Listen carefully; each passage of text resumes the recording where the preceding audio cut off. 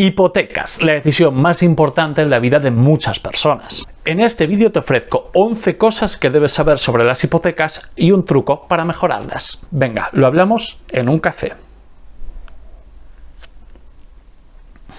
Los primeros son puntos más o menos básicos para asegurarnos de que todos entendemos los puntos más avanzados. Hablaremos también sobre qué es el Euribor y cómo les afecta. 1. ¿Qué es una hipoteca?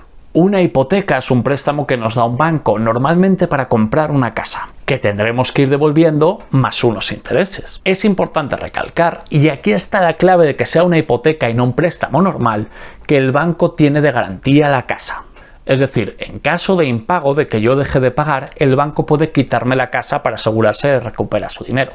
Por ejemplo, aprovechando que tengo una taza de R2D2 de Star Wars. Imaginaos que Darth Vader quiere montar la Estrella de la Muerte, pero necesita pasta.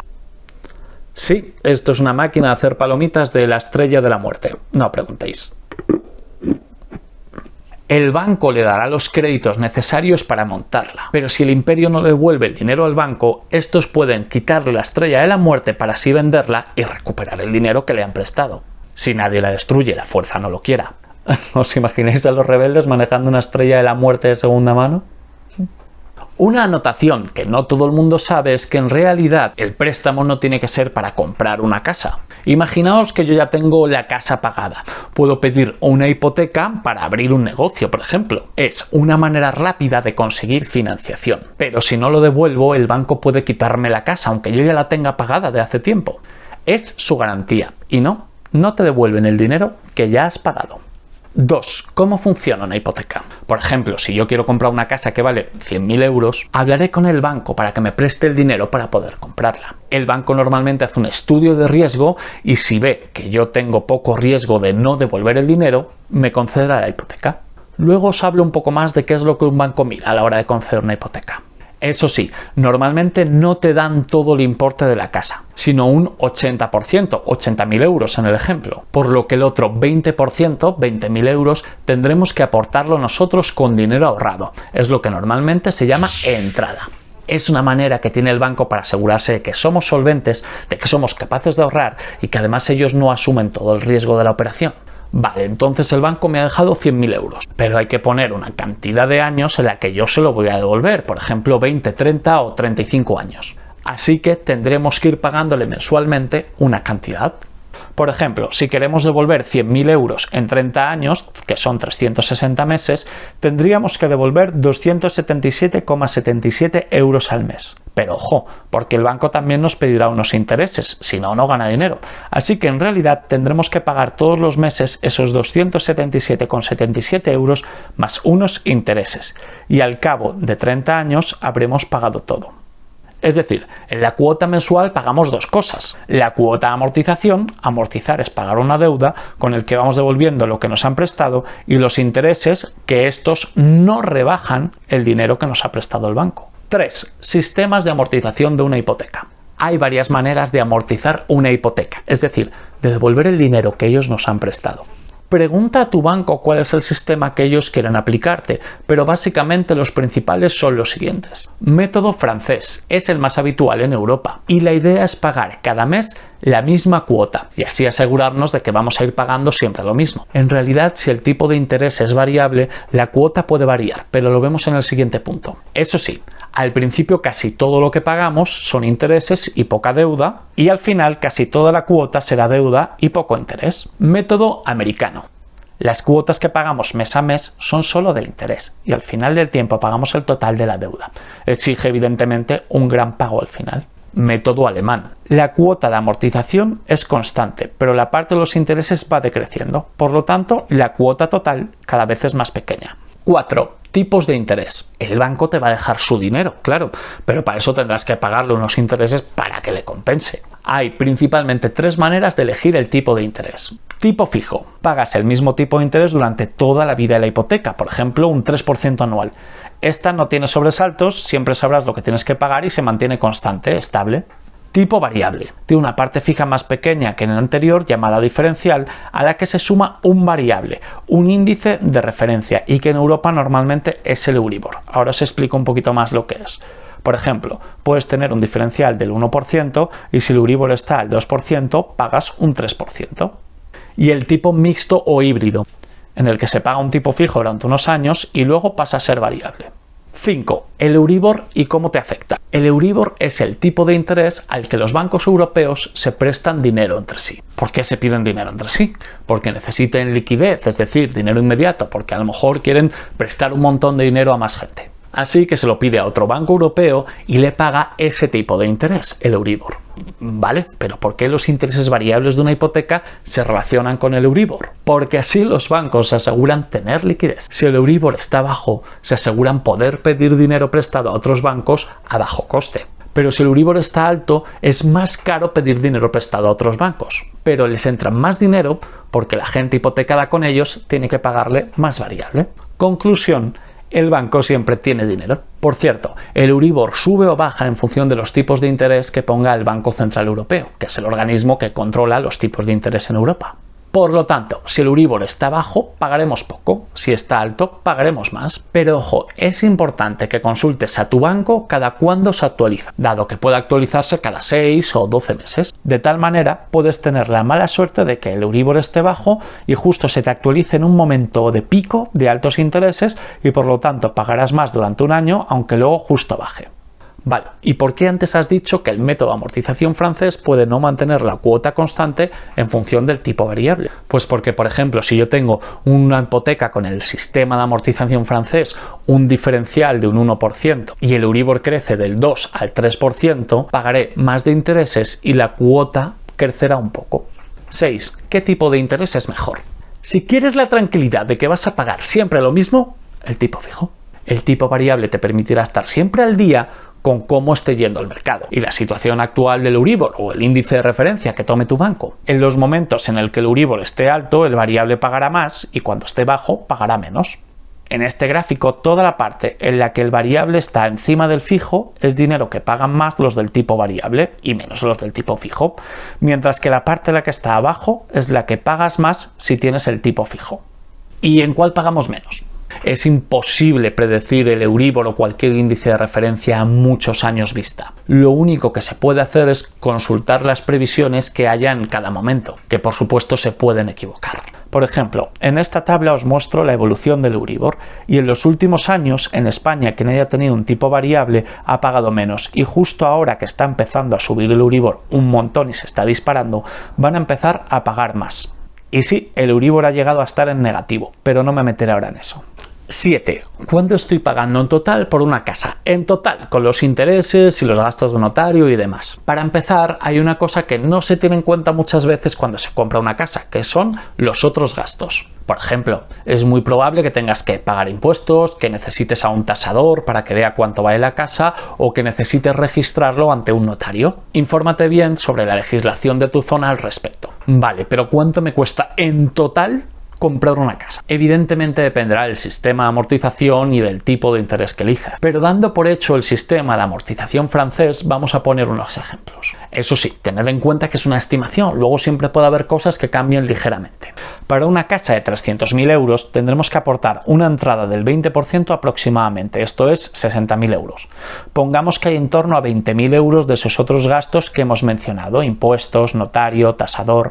Así que pediremos al banco una hipoteca por los 240.000 euros restantes más los gastos, 20.000. En total, 260.000 euros a pagar durante, por ejemplo, 30 años. Vamos a poner un tipo de interés fijo para hacerlo más fácil y constante, dado que es imposible predecir la variación del tipo de interés durante 30 años. Pero si la media del tipo variable fuera igual que la del tipo fijo, los números serían similares. Si fuera un 1%, pagaríamos 41.000 euros de intereses totales, es decir, un 15% sobre el total de los 260.000 euros de hipoteca. Nuestra cuota mensual sería 837 euros y pagaríamos en total 361.000 euros por una casa de 300.000 euros. Si el interés fijo fuera del 2%, pagaríamos un total de 86.000 euros en intereses, es decir, un 33% sobre los 260.000 euros prestados, y pagaríamos una cuota mensual de 962 y algo más de 400.000 euros en total. Y si fuera un interés del 3%, pagaríamos 134.000 euros de intereses totales, es decir, más de la mitad de lo que hemos pedido al banco, con una cuota mensual de 1.097 euros, y estaríamos pagando en total algo más de 450.000 euros. Como veis, el tipo de interés hace variar mucho lo que vamos a pagar por una casa y pueden ser algo engañosos. Con un tipo de interés del 3% no significa que estemos pagando un 3% del total, que serían 7.800 euros. No, eso sería lo que yo pago anualmente al banco, pero sobre lo que voy debiendo, que cada vez es menos. Comprar una casa no es barato, así que aprovechar unos buenos tipos de interés es fundamental. Consejo: hay calculadoras en internet que te van dando todos estos datos. Busca una que tenga los datos normales en tu región y vete probando. 8. Descuento por contratar otros productos con el banco. Precisamente hablando de esto último, de la importancia de los tipos de interés, pregunta a tu banco qué puedes hacer para que te los ofrezcan un poco más reducidos. Hay veces que te pueden hacer algo de descuento por ejemplo, tener tu nómina o tu salario con ellos, o por contratar el seguro del hogar o un seguro de vida. Imagínate que un banco te baja del 3% al 2,5%. Te estarías ahorrando una pasta, casi 25.000 euros en el ejemplo de antes. Eso es algo que puede ser muy importante a la hora del total que vas a pagar, así que pregunta en todos los bancos y echa cuentas. 9. Amortización anticipada. Oye, ¿y qué pasa si te toca la lotería o heredas una millonada de tu tía, la de los gatos? Pues en principio puedes devolver parte o toda la deuda que tienes con el banco y así ahorrarte los intereses que todavía tienes que pagarles. De todas maneras, este es un punto que deberías consultar con tu banco, porque hay algunos que te pueden cobrar una comisión por pagar anticipadamente todo lo que debes, un 1% del total o similar. Eso sí, ten en cuenta que en casi todos los sistemas de amortización la mayoría de los intereses se pagan al principio, por lo que cuanto más tiempo pase, menos interesante es devolverlo. De hecho, podemos verlo como un préstamo. Si te quedan 50.000 euros por devolver, ya te quedarán pocos intereses por pagar y a lo mejor ese dinero puedes invertirlo en algo que te dé más rendimiento y te quedas la diferencia. Siempre se habla de que, por ejemplo, si a ti te están prestando al 3% el dinero y consigues una inversión que te da un 4%, puedes coger ese dinero, invertirlo allí y te llevas ese 1% de diferencia. Además, otro tema importante son los beneficios fiscales. Hay países como en España en el que si se dan ciertas condiciones, tú puedes desgravarte de los impuestos que debes cierta cantidad que estás pagando de la hipoteca. Hay veces que puede ser más interesante mantener la hipoteca que amortizarla anticipadamente. 10. ¿Qué pasa si dejo de pagar? Lo primero, y aunque pueda parecer evidente, para mí este es el mayor consejo del vídeo. No te metas en una hipoteca si crees que no vas a poder pagarla. Solo acabarás perdiendo dinero y metido en líos. Y estos temas son importantes. Busca un profesional que te pueda ayudar y consulta tu legislación local. No te quedes solo con vídeos como este, que solo buscan darte una orientación y cuyos datos pueden cambiar en función del país o del año. Si ves que en algún momento puedes tener problemas para pagar tu hipoteca, díselo al banco, porque a veces pueden echarte un cable y proponer una reestructuración de la deuda. Muchos bancos tienen un código de buenas prácticas al que puedes acceder si cumples ciertas condiciones. Por ejemplo, podéis negociar pagar menos al mes pero alargar el préstamo, o dejar de amortizar durante un tiempo y pagar solo intereses, pagas menos. Eso sí, ten en cuenta que al final casi todo se traduce en pagar más intereses. Hombre, el banco no va a perder dinero, por favor. Y si todo esto no funciona, puedes pedir una quita de la deuda. Es decir, que el banco te perdone una parte de lo que debes para poder asegurarse el cobro del resto. Pero complicado que te lo den, ¿eh? Pero pongámonos en que ya sí que no puedes pagar nada, no llegas a ningún acuerdo de reestructuración de la deuda y ya no hay otra solución. Lo importante es que el banco puede quitarte la casa o el inmueble hipotecado.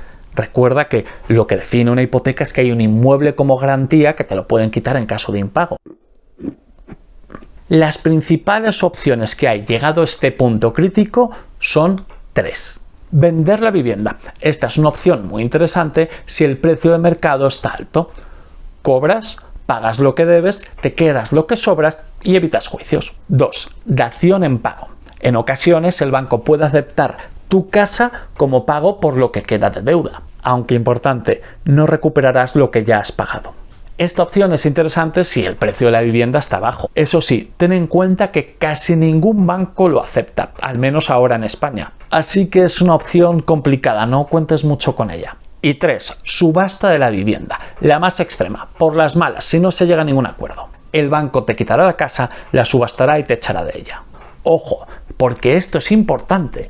A veces esto no termina con la deuda. Si el precio de venta es menor de lo que debes, porque se haya mal vendido o los precios de venta en aquel momento estén muy bajos, el banco puede reclamarte lo que todavía te queda por pagar, incluso embargándote otros bienes o tu salario. Y cuidado, porque si has presentado un avalista, es decir, una persona que te ayuda y que responde por ti, el banco también puede ir contra él. 11. ¿Qué tengo que hacer para que me den una hipoteca? Los bancos no te van a dar una hipoteca por tu cara bonita. Eso fue lo que nos llevó a una crisis mundial en 2008. Normalmente estudian tu perfil para ver el riesgo que tienes de impago. ¿Qué suelen mirar? Lo siguiente. Tener ahorros. Tienes que pagar la entrada y otros gastos, así que es posible que te pidan tener entre un 20 y un 30% del valor de la casa ahorrado. Nivel de ingresos. Si cobras mucho, pues mejor. Y sobre todo, si es estable. Los funcionarios son un caramelito para los bancos. Si tienes otros bienes, si ya tienes más inmuebles, implica que ya sabes de qué va esto y que además ellos tienen otras cosas de las que tirar en caso de que tú no cumplas con tu pago. Edad. Mejor joven, nos aseguramos de que todavía te quedan muchos añitos para pagar. Otras deuda. Si debes poco a otra gente, mucho mejor. Y sobre todo si has demostrado ser un buen pagador con deudas anteriores. Y avales. Hay veces que un banco te puede pedir un avalista, es decir, una persona que responda por ti, normalmente tus padres. Ojo, porque los puedes meter en un buen lío si no pagas. Y ahora que ya hemos visto estos 11 puntos, vamos con un truquito que te pueden hacer mejorar tu hipoteca. Si en algún momento te parece interesante renegociar tu hipoteca, pregunta. Ya hemos hablado de querer pagarla antes de tiempo o de llegar a un acuerdo si no puedes pagar. Pero también puedes cambiar del tipo variable al fijo o al revés. El tipo fijo es estable, sí, pero por eso es importante negociarlo de inicio bajo. Y te lo darán bajo cuando los tipos de interés generales estén bajos. Por ejemplo, si el Euribor está bajo y los tipos de interés variables son bajos, el banco comenzará a ofrecer hipotecas fijas a un tipo de interés bajo. Nadie va a contratar un tipo fijo al 4% si en ese momento se paga un variable al 1%. Por el contrario, si los tipos de interés están altos y tú negocias un tipo fijo en ese momento, estarás atado para siempre a este tipo fijo. Se ha producido recientemente una situación en España que refleja bastante bien esto que te estoy diciendo. Hemos tenido una época con Euribor muy bajo, por lo que las hipotecas variables pagaban muy poco. Ahora el Euribor se ha disparado, por lo que pasarán a pagar mucho más. Si alguien hubiera renegociado un cambio de tipo variable a tipo fijo cuando los intereses estaban muy bajos, habría podido conseguir un tipo fijo para lo que resta de años muy interesante. Sin embargo, ahora hay gente que quiere cubrirse ante las subidas del variable contratando un fijo, cuando quizás ya es demasiado tarde y lo único que logras es atarte para siempre a un tipo fijo muy alto y pagando de más si los variables bajan. ¿Qué es mejor? Me temo que no tengo una bola de cristal para adivinar cómo van a evolucionar los tipos de interés en cada país. Pero un truco es fijarse en lo que los bancos están ofreciendo. Durante las épocas de Euribor muy bajo, los bancos no solían mostrar que ofrecían hipotecas al tipo fijo, dado que serían muy bajito y ganarían poco. Mientras que ahora que los tipos de interés están altos, ofrecen más el tipo fijo porque les interesa más que empiece con un tipo fijo alto y que luego cuando los tipos variables bajen, la gente ya está atada a este tipo fijo más alto. Y este es mi consejo. Si se prevén cambios bruscos en el tipo de interés, quizás sea buen momento para mirar si te interesa cambiar de un tipo a otro y así mejorar tu situación. Así que nada, espero que el vídeo de hoy os haya ayudado a entender qué es una hipoteca, qué variables influyen en pagar más o menos, cuáles son las diferentes opciones y sobre todo que os hayan ayudado a elegir. ¡Adiós!